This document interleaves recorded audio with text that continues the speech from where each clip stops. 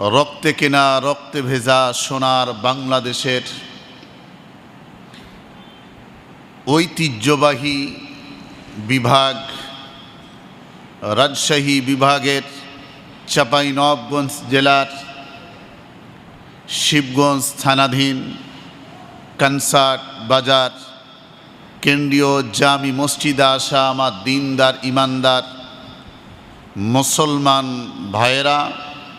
যে আল্লাহ সুবহানাহু ওয়া তাআলা আমাদেরকে বর্তমান ফিতনা ফাসাদের জামানায় সমস্ত